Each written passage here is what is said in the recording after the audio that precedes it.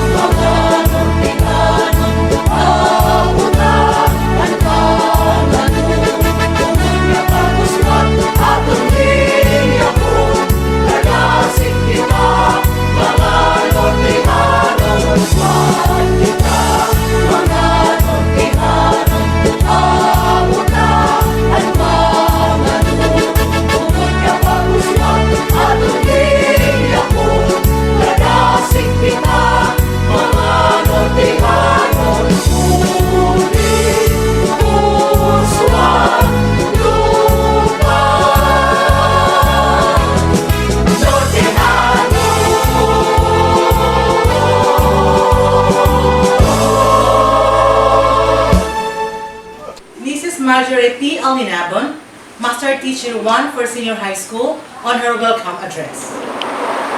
My warmest greetings to everyone who are watching right now on this virtual graduation ceremony. Graduation ceremony is the most awaited day of every student. This is the day where they reap the fruit of their labor from the things that we have done in the name of education. This is also the day where everyone celebrates: the students, parents, teachers, school, and other stakeholders, because all the hard work had finally paid off. So all of us, this school year has been a challenge. Unforeseen changes took place due to the pandemic. COVID-19 had turned the world upside down, in which even our learning modality had changed. Perhaps some of you have struggled so much from getting the modules, since health protocols have to be observed, and even in answering and returning the modules. There may be some of you in the most daunting of times and situations have held fast to what you believe in, and instead of giving up, you chose to redouble your efforts in your studies because you know how important education is. Then, there might be some of you who have bravely faced illness and other personal challenges and losses. But despite these struggles you've encountered, you have proven yourself to be the most resilient students for coming up to this very moment, the graduation. Know that every generation has shared in a struggle of their own. Hurdles come in many forms, and COVID-19 is yours. But you have endured, overcome, and had come up with your best. And for this, my warmest congratulations.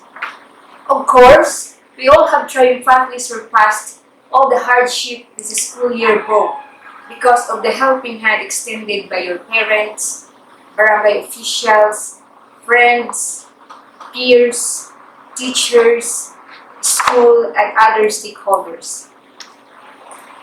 As this day marks both the end of your high school journey and the beginning of a more exciting years ahead, be brave and keep on chasing your dreams.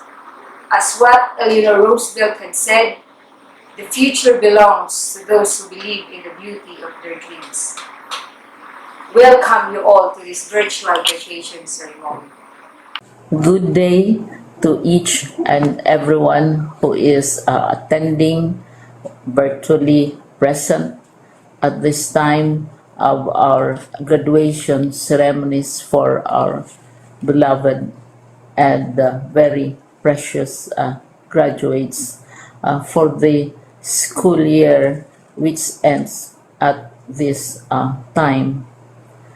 First of all, I'd like to greet the parents and family members without whose sacrifices, whose reminders, and whose participation in the learning process for our graduates have resulted in this culmination program.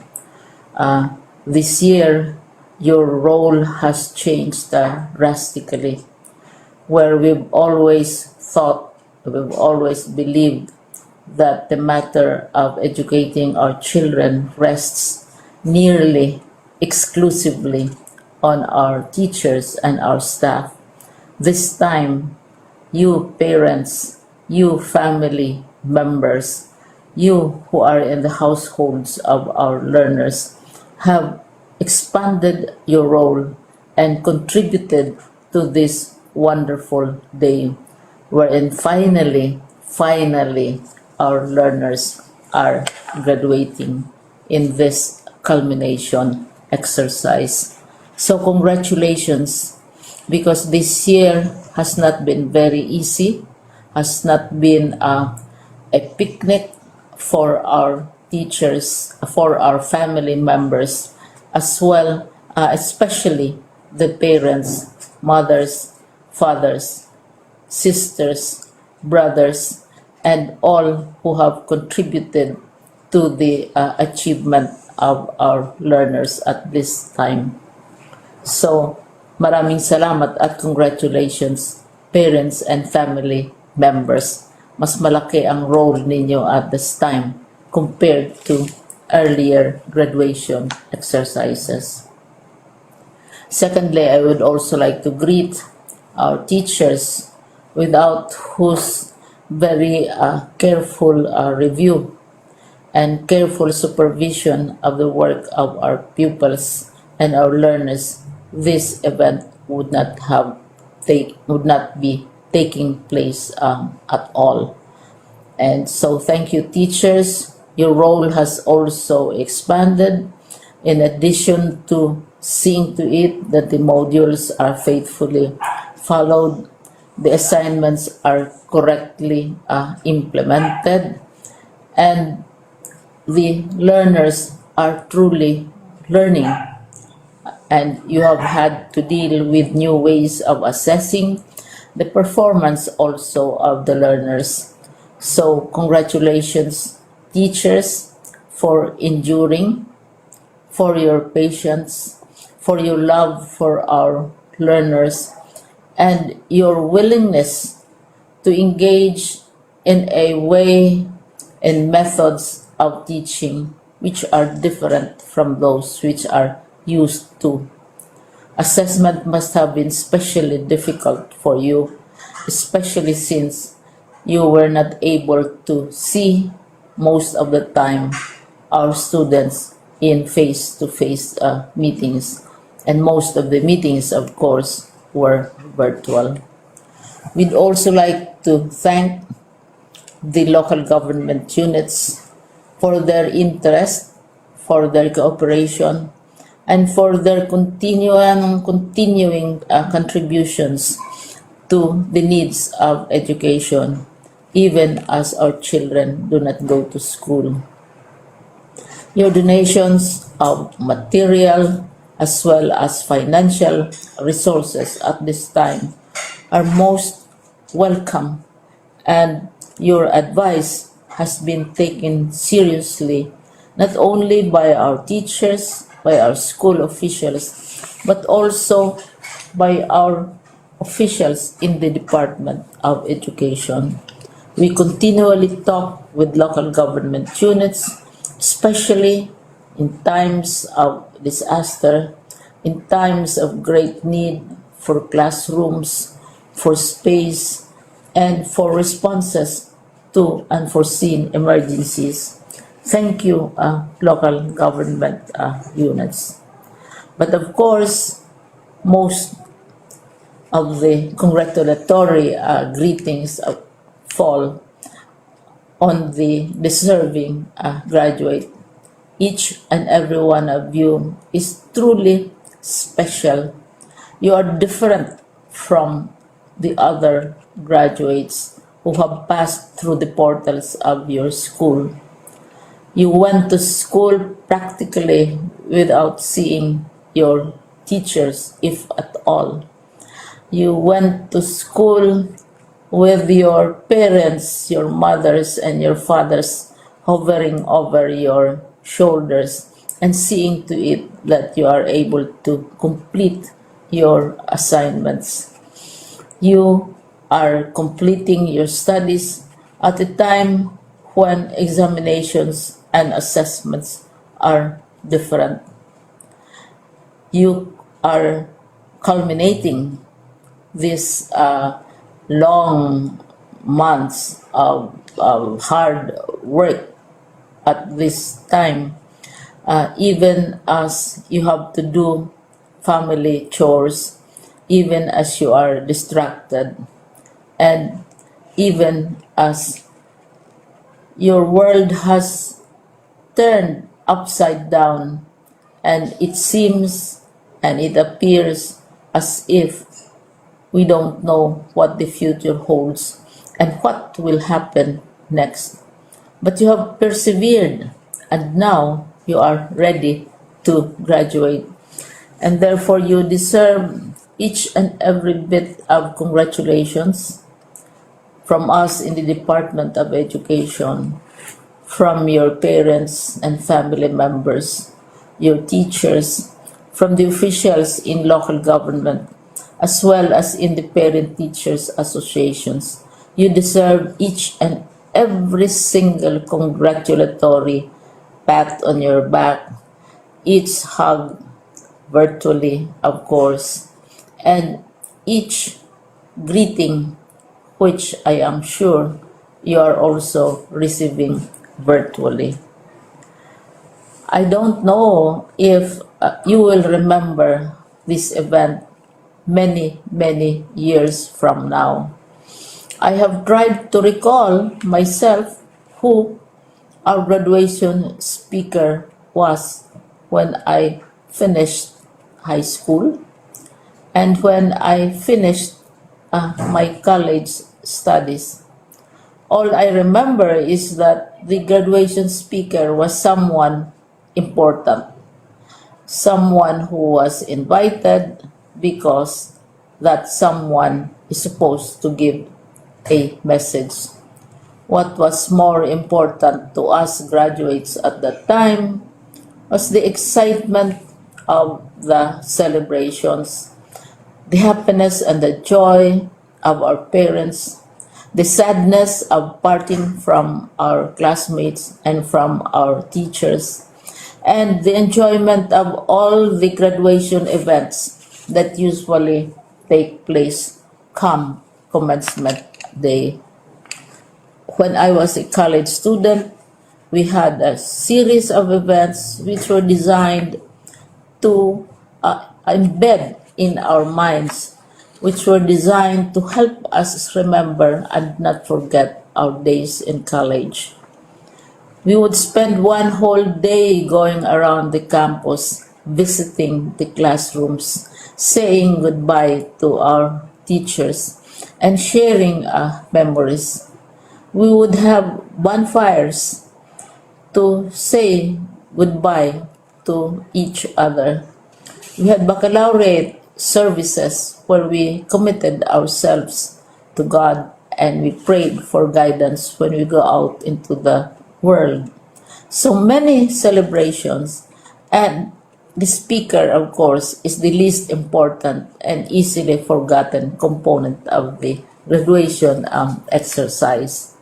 Nonetheless, I will exert all efforts to share with you what I see are things or issues which a graduate should remember and recall. I have said that you are very special. You are very different. You are pioneering. There has been no other class like your class.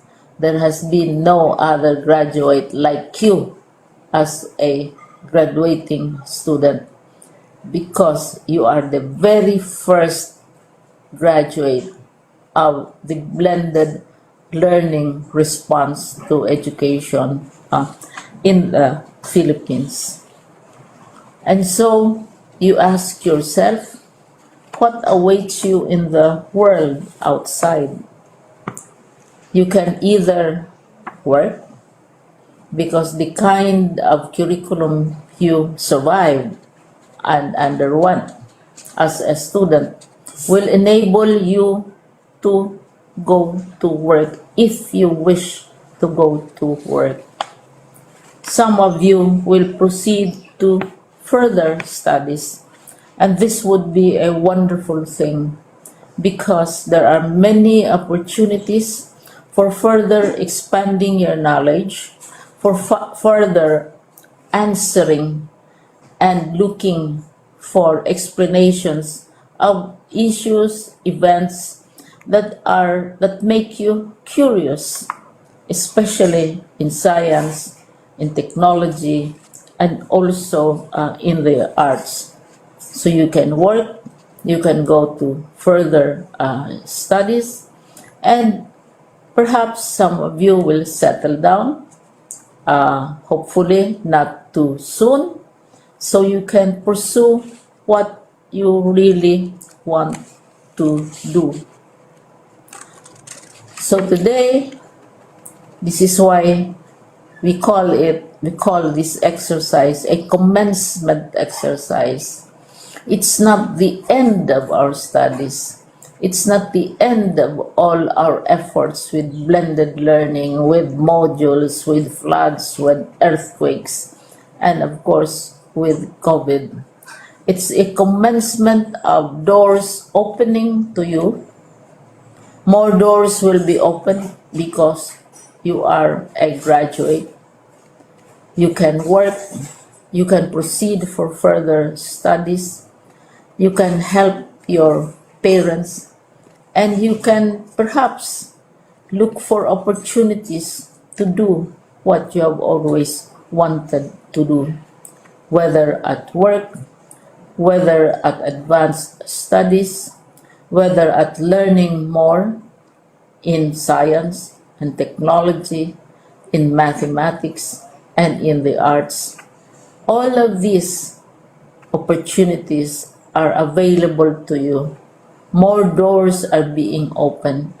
I hope you will select the door which arouses your curiosity, the door which will help you know more about this world, and the door which will allow you to contribute to the development of our country and contribute whatever we can to solve our problems and our challenges.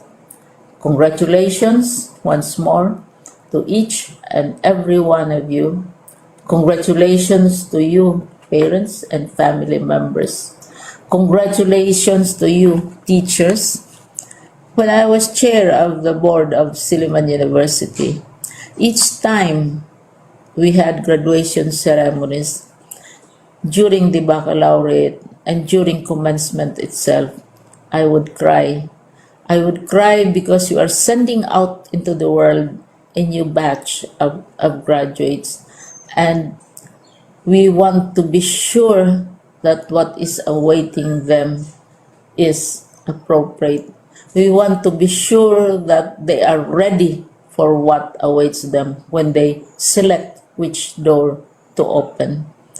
And so, we tell you, go out to the world, do whatever you want to do.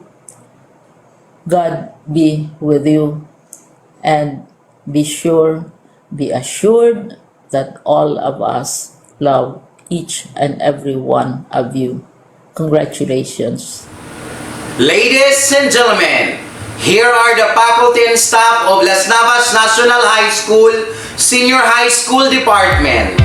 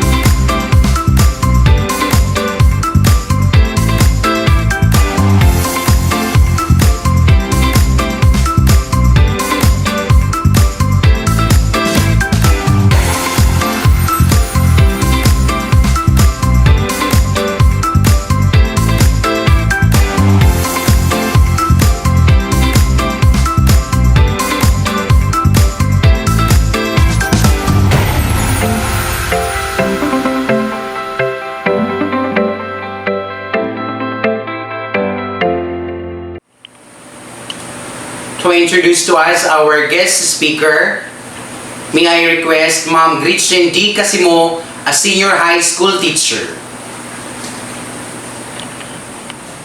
To our distinguished and highly esteemed members of the academic community, led by the ever-dynamic school principal, Mr. Marco Titipasi, our equally supportive assistant school principal, Dr. Marilyn L. Baldoza, colleagues, members of the graduating batch, parents, guardians, ladies and gentlemen, a pleasant and welcoming morning.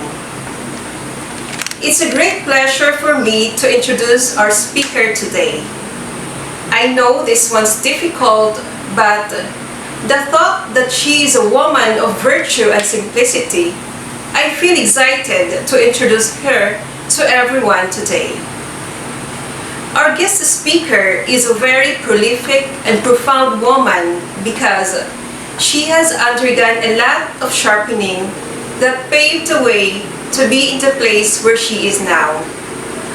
She earned her career executive eligibility with Board Resolution number 1483 in 2019. For years, she served as OIC ESDS of the Division of Biliran and currently holds a singular office in the Division of Northern Samar. She also served as Education Program Supervisor, assigned in the LRMDS as LR Manager in the Division of Samar, with the major objective of providing technical basis for assessing, acquiring, adopting, developing, producing, and distributing quality learning and teaching resource materials for students and instructional support materials for teachers. She also served as one of the training facilitators of the Project Strive, or the Strengthening Basic Education in the Visayas, and Assistant LR Manager in Northern Samar Division. She has also instituted innovations such as the Project Lantawan towards a sustained cultural development of Samar, where she spearheaded the development of 24 contextualized journals to represent the 24 municipalities of Samar Province. These learning and teaching materials were used as supplementary resources in support to contextualization program of DepEd Samar Division. She also established Project STAR, or the Streamlining Action Research-Based Instructional Materials for LRMDS portal, and compiled better quality learning resources due to the combined approach of quality assurance and action research. As a research enthusiast, she has published a research paper in an international peer-reviewed journal and co-authored a booklet on writing a quantitative research proposal for senior high school teachers and students. Now, she is working on ePROS, or the electronic procurement system, to expedite the procurement process and avoid delays in the distribution of essential resources. As a firm advocate of lifelong learning, she finished her Bachelor of Secondary Education, major in Physics at Samar State University, Master of Arts in Educational Management at Samar College, and Doctorate in Philosophy at Samar State University. To further deepen and broaden the grasp of her responsibilities as an executive officer, she actively participated in managerial, technical, and supervisory trainings and seminars on CES leadership, Exicom, procurement management, appointment and other human resource action, public service ethics and accountability, DepEd TV, radio, commons, mobile apps and DERPs, real and management committee meetings, and the like. Indeed, serving this department is the greatest honor of her life. And now, ladies and gentlemen, I feel proud to present to you the Assistant Schools Division Superintendent of Northern Samar Division. Please join me in welcoming Dr. Krista Joy Turbila. To our dear graduates and completers, this virtual graduation ceremony is unlike that of the pre-COVID-19 years. As much as we want to, we cannot hold a face-to-face commencement exercise as we believe you fully understand as you are among the brilliant learners of the Northern Samar Division. In the wonderful words of B.B. King, which says, "The beautiful thing about learning is that no one can take it away from you." Meaning, education is a long-term investment. The time and resources you put in, the courage you possess to move through the challenges, and the perseverance that pushes you to keep going will pay off for the rest of your life. But your educational journey to this point was never a walk in the park. Through the Learning Continuity Plan of the Department of Education, you have endured the challenges of modular distance learning modality. Some of you sought the assistance of your parents, siblings, cousins, and other members of your expanded family.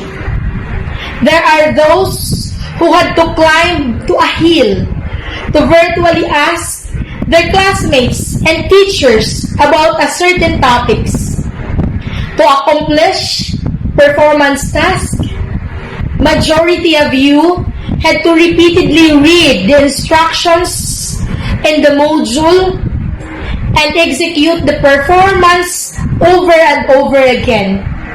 However, despite of this colossal hurdle, you fought hard and completed the academic requirements. The combined efforts of your family members, friends, teachers, and other members of the community put you in a position where you could outwit the insufficiencies and limitations. Your hard work, talent, drive, and vision will always outlast through the test of time. That's how your parents and teachers know you. That you're going to make the world the way you want it to be. Because you have reached this far. In return, it is important than ever to express your gratitude for guiding you. Notice and be thankful for the valuable and meaningful sacrifices that your parents, friends, and teachers did to help you make it through. Expressing gratitude is a good for your mental and physical health. It can help you relax, and its effects can help you stay well amid the coronavirus pandemic and beyond. Yes, gratitude is good for your health. Focus on silver linings and count your blessings. And today, your graduation day, completion exercise is one of your blessings and one of the greatest performances of your life. Indeed, your journey in this school year is defined by collaboration, hard work, and endurance. You study from a distance, yet still acquired quality education. Through to the theme for this year's commencement exercise, kalidad ng edukasyon, lalong patatagin sa gitna ng pandemya.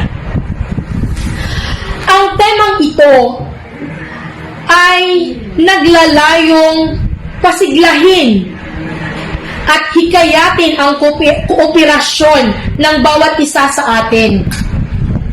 Magtulungan po tayong lahat upang maisulong, maitaguyod, at maipagpatuloy ang edukasyon, gaano man kahirap ng sitwasyon natin ngayon. Kasi kung magsasara ang mga paaralan, hindi na matututo ang ating mga kabataan. May posibilidad na mawala ang kanilang interes sa pag-aaral kasi napakadaling makalimutan ng mga natutunan sa paaralan. Kung kaya't napakahusay po ng ginagawa ng ating pamahalaan, ng ating gobyerno, na sinusuportahan nito ang programa ng Department of Education na ipagpatuloy ang edukasyon sa gitna ng pandemya. Ito'y napakalaking hamon po sa ating lahat, hindi lang sa opisyales ng gobyerno, hindi lang sa opisyales ng pamahalaan, kasama ng mga guro, opisyales ng barangay, kundi para po sa ating lahat, lalong-lalo na sa ating mga magulang, sa mga magulang na nagsisilbing gabay ng ating mga mag-aaral sa modular distance learning approach sa panahong ito. On behalf of the Office of the Assistant Schools Division Superintendent, I'd like to express my sincere congratulations to everyone on your hard-earned success. Mabuhay po tayong lahat, mabuhay ang DepEd Northern Samar Division.